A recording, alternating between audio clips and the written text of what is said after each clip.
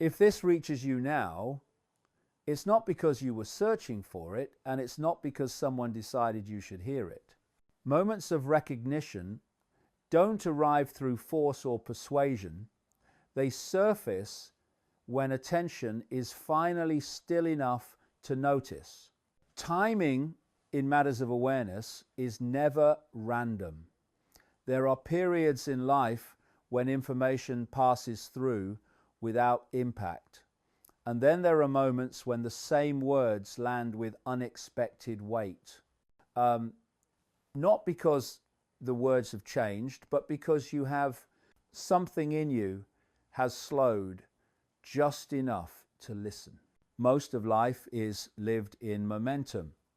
One thought chasing the next, one obligation replacing another, attention pulled forward by urgency and backward by memory.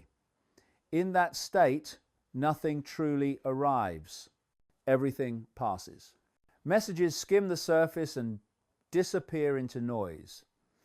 But occasionally, momentum falters, a pause appears, a question forms that doesn't immediately demand an answer. It's in that pause that recognition becomes possible.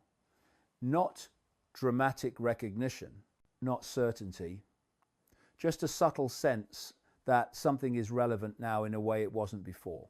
People often call this coincidence, but coincidence is a convenient label for patterns we haven't examined closely. Awareness doesn't operate on schedules, it operates on readiness. A message that means nothing to one person can feel precise to another, not because it contains secret information, but because it meets attention at the right depth. This is why the same idea can be heard 100 times and only truly noticed once. The moment matters more than the content. The world you're living in right now is fast, crowded, and relentlessly demanding of attention. Not just your time, but your mental presence. Everything competes for reaction. News, messages, images, opinions, each insisting on urgency, each fragmenting focus just a little more. In that environment, the ability to pause becomes rare. And because it's rare, it becomes valuable. The pause is where awareness breathes. Without it, perception flattens and life becomes a sequence of responses rather than an experience that's actually lived. If this has reached you now, it suggests that despite the noise, there is still space in your attention. Not a lot, just enough. Enough to feel that something beneath the surface deserves consideration. Enough to sense that timing itself might be part of what's being communicated. This is not destiny, and it's not prediction. It's simply how awareness works. It opens when conditions allow. Throughout history, periods of rapid change have always been accompanied by moments of reflection that arrive quietly, not loudly. The loud moments dominate headlines. The quiet ones shape understanding. The loud ones demand reaction. The quiet ones invite observation. And observation is where clarity begins.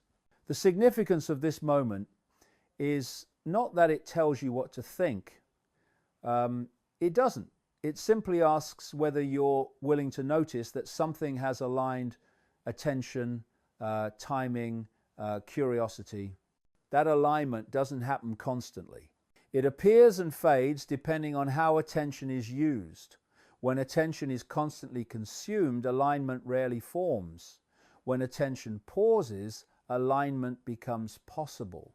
This is why the idea of accident doesn't quite fit. Not because there is some external force arranging events, but because awareness itself follows patterns. When you are distracted, everything feels irrelevant when you are present, relevance reveals itself naturally. The same information, the same world, experienced differently depending on where attention rests. Nothing is being demanded of you here. No belief, no urgency, no action, only observation. The recognition that this moment feels different is enough. That feeling doesn't require explanation to be valid. It's not intuition in a mystical sense. It's perception noticing its own readiness. If this reaches you now, it suggests that you are still capable of slowing without stopping, of listening without surrendering, of noticing without immediately categorizing. That capacity matters more than any conclusion you might draw, because conclusions close perception. Observation keeps it open. This chapter is not an answer. It's a threshold, a reminder that attention, once engaged, changes how everything else appears. Whether you step further is not a test and not a requirement. It's simply a matter of whether you continue to notice the pause or allow momentum to carry you past it. The moment has found you. What happens next depends on whether you remain present long enough to see what that actually means. Awareness never arrives because someone pushes it into you, convinces you, or overwhelms you with information. In fact, the harder something is pushed, the more the mind resists it. This is why shouting truths rarely changes anyone. Awareness emerges when resistance softens, when certainty loosens its grip, and when the need to be right gives way to the willingness to observe. It cannot be forced because it is not something added from the outside. It is something that becomes visible when the noise quiets enough for it to be noticed. This explains why the world can be saturated with information and still feel empty of understanding. People often mistake awareness for knowledge, but they are not the same. Knowledge accumulates, awareness recognizes. Knowledge can be transferred. Awareness cannot. You can read thousands of pages, watch endless videos, absorb facts and opinions, yet remain untouched if attention never settles. Awareness does not respond to volume. It responds to stillness. This is also why attempts to wake people up so often fail. Not because the message is wrong, but because the timing is wrong. A mind that is defending an identity, a belief, or a sense of certainty cannot receive awareness. It can only react. Reaction feels like engagement, but it is actually avoidance. True awareness has a different quality. It feels quieter, less dramatic, more spacious, and because it lacks drama, it is often overlooked. Awareness also does not announce itself as awakening. It arrives as subtle dissonance, a sense that something doesn't quite fit, a question that lingers without demanding resolution, a feeling that explanations are sufficient on the surface but thin underneath. This discomfort is often dismissed because it lacks urgency.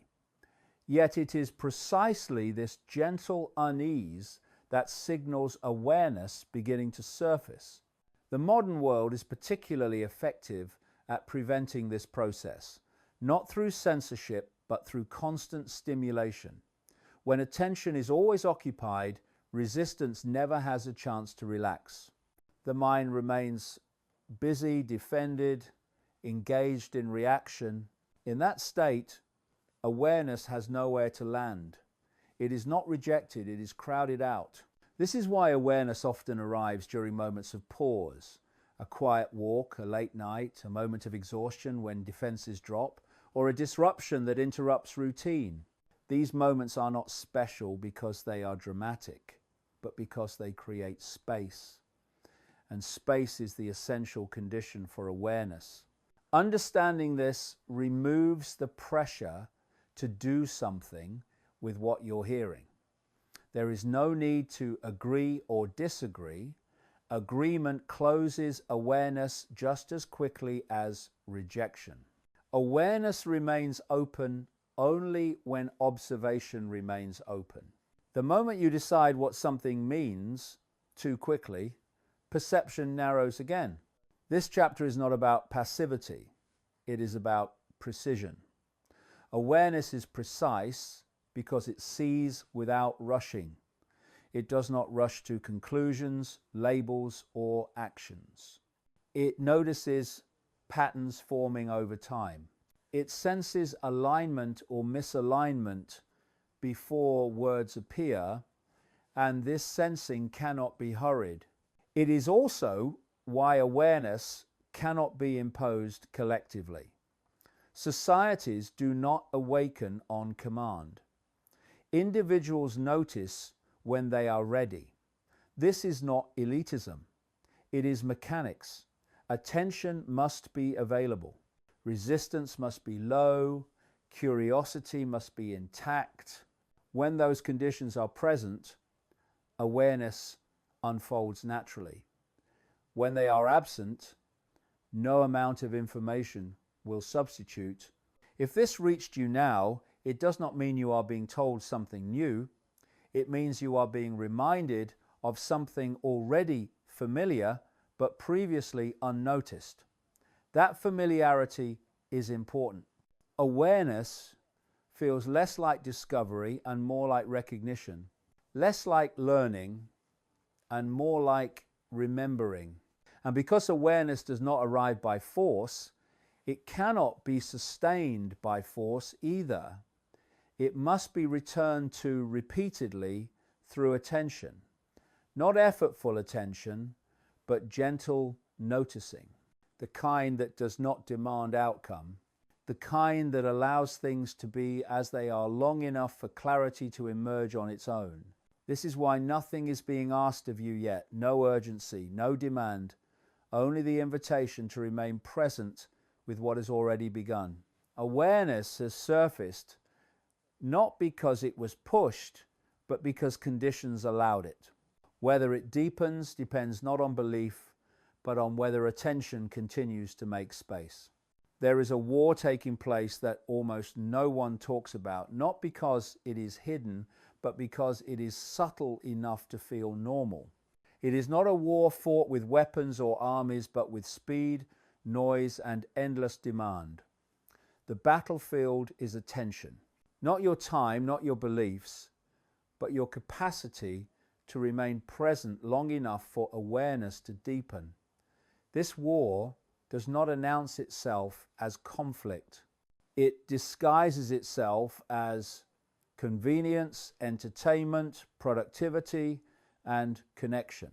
And because it feels useful, people rarely question its cost. Attention is finite. Wherever it goes, awareness follows. When attention is constantly pulled outward toward alerts, updates, opinions, images, and reactions, awareness never settles. It skims the surface of experience, moving quickly from one stimulus to the next, never lingering long enough to perceive depth. This is not accidental. A distracted mind is easier to steer than a focused one, not because it is weak, but because it is fragmented. Fragmentation is the key. When attention is broken into small pieces, patterns become difficult to see. Cause and effect blur. Context dissolves. People react to moments rather than understanding processes. They feel constantly behind, constantly catching up, constantly responding. In that state, reflection feels like a luxury, and stillness feels wasteful. The mind learns to equate movement with relevance and silence with absence. What makes this war quiet is that it does not rely on suppression. Nothing is taken away. Instead, everything is added. More information, more content, more urgency, more choice. The overload itself becomes the mechanism. When there is too much to process, discernment shuts down. People don't decide what matters. They respond to whatever is loudest. Over time, attention becomes reactive rather than deliberate. This has consequences that extend far beyond distraction. When attention is always elsewhere, awareness loses continuity. Experiences no longer integrate into meaning. Thoughts feel disconnected. Emotions feel unprocessed. Identity becomes unstable, shaped by whatever stimulus is most recent or most intense. People feel unsettled without knowing why. They seek grounding through external structures, opinions, identities, routines, because the inner reference point has weakened. The war on attention also changes how truth is perceived. Truth that requires patience feels inaccessible. Ideas that demand sustained focus feel exhausting. Subtle insights are drowned out by immediate reactions. As a result, complexity is rejected in favor of simplicity, even when that simplicity distorts reality. This is not because people prefer lies, but because lies are often easier to process quickly. Notice how often attention is redirected the moment it begins to deepen. A pause arises, a question forms, and then something interrupts. A notification, a new headline, a sudden obligation. These interruptions feel harmless individually, but collectively they train the mind to abandon depth before it can stabilize. Over time, people stop trusting their own capacity to remain present. They expect interruption. They anticipate disruption. And awareness adapts by becoming shallow. This is why moments like the one you are in now feel unusual. Not because the content is extraordinary, but because attention has remained long enough for something to register beneath the surface. That alone is becoming rare. And rarity gives it weight. The war on attention is effective because it recruits participation. People carry the battlefield with them. They check, scroll, respond, refresh, not because they are forced, but because the habit has been normalized. The system does not need to control content when it can control cadence. Speed determines depth, and depth is the enemy of manipulation. Yet, attention has a property that makes this war impossible to win completely. Attention can be reclaimed, not all at once, not heroically, but quietly. Each time you choose to pause instead of react, you interrupt the pattern.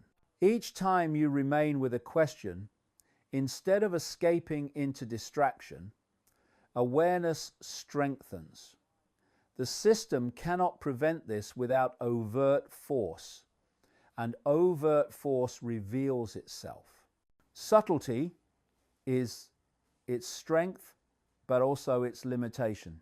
This chapter is not asking you to reject technology, information, or modern life. It is asking you to notice how attention is treated as expendable, how easily it is given away, how rarely it is protected. Awareness grows where attention rests. If attention is always elsewhere, awareness follows it out of reach. The quiet war on attention does not end with a victory or defeat. It continues as long as attention is unexamined. But the moment attention becomes deliberate, the war loses its invisibility. And once seen, it cannot operate in the same way again. That recognition changes how you listen, how you watch, how you pause. And it prepares you for the next realization why some truths are felt before they are understood, and why recognition often arrives ahead of explanation. There are moments when something feels true long before you can explain why, and those moments are often dismissed because they don't fit the way we've been taught to validate reality. We are conditioned to believe that understanding must come first, that meaning follows explanation, that clarity is something the intellect produces. But awareness does not work that way. Recognition precedes understanding. It always has. The body senses alignment before the mind forms language. Awareness notices coherence before the intellect builds a framework around it. And because this process bypasses linear reasoning, it is often misunderstood or ignored. Think about how quickly you recognize when something is off. A conversation, a situation, a narrative. You feel it immediately, even if you can't articulate the reason. That feeling is not irrational. It is pre-rational. It arises from pattern recognition operating beneath conscious thought. The mind is slower than awareness. It needs time to compare, categorize, and conclude. Awareness registers instantly because it is not analyzing, it is noticing. This is why some ideas feel familiar the first time you encounter them, not because you've heard them before, but because they resonate with something already present. Recognition feels like remembering rather than learning. And this can be unsettling because it challenges the belief that knowledge only comes from external authority. If recognition is trusted, inner perception becomes valid. And systems built on control do not function well when people trust their own perception. Modern culture discourages this kind of recognition by insisting on immediate explanation. If you can't explain it, it's not real. But this standard confuses explanation with truth.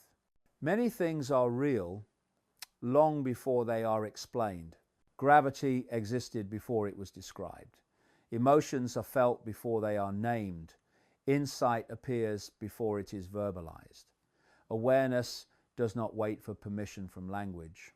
The quiet discomfort people feel when encountering this process comes from conditioning. We are trained to distrust what we cannot immediately justify. So, when recognition arises without explanation, the mind rushes to either dismiss it or force it into a premature conclusion. Both responses shut down awareness. Dismissal rejects it, premature certainty cages it, recognition needs space, not answers. This is also why recognition often arrives during stillness. When the mind slows, when attention settles, when there is less internal noise competing for dominance, in those moments, awareness surfaces naturally. It doesn't demand belief, it doesn't argue, it simply registers coherence or incoherence. And that registration is often subtle, easy to overlook if you're expecting fireworks. What you may be experiencing now is not understanding, but recognition. A sense that what's being said aligns with something you already suspected, but never fully examined. That alignment does not require agreement to be meaningful. It only requires honesty. Awareness responds to honesty far more than it responds to ideology. This is why recognition is dangerous to systems that rely on external authority. A person who recognizes before understanding will not easily accept explanations that contradict their direct perception. They may still listen, still learn, still refine their understanding, but they no longer surrender perception entirely to someone else. Recognition anchors awareness internally.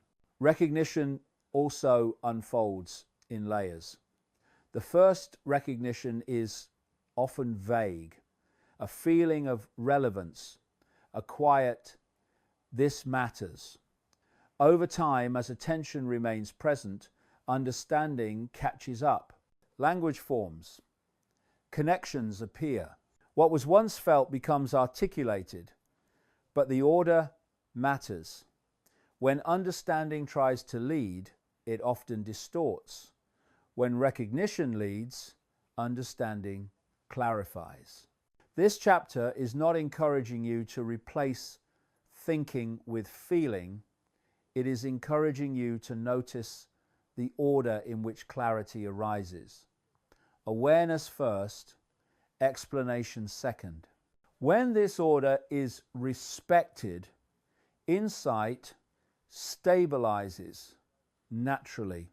When it is reversed, insight becomes belief, and belief hardens into identity. If this resonates, it does not mean you've reached a conclusion. It means awareness has found a foothold. That foothold is fragile if rushed, but resilient if allowed to deepen at its own pace. Recognition asks for patience. It asks you to remain with what you sense without forcing it into a narrative. And that patience becomes increasingly important because the world does not encourage it. Everything around you pushes for immediate opinion, instant reaction, quick certainty. Recognition resists that pressure by staying quiet. It waits. And in waiting, it reveals more than urgency ever could. This is the difference between hearing something and noticing it, between information and insight, between understanding and awareness. And once you recognize that difference, you begin to see why so many moments are missed, not because they weren't meaningful, but because they arrived before understanding was ready to keep up. When recognition appears and is ignored, nothing immediately breaks. Responsibilities are met, conversations continue, days are filled. That's why the cost is easy to dismiss.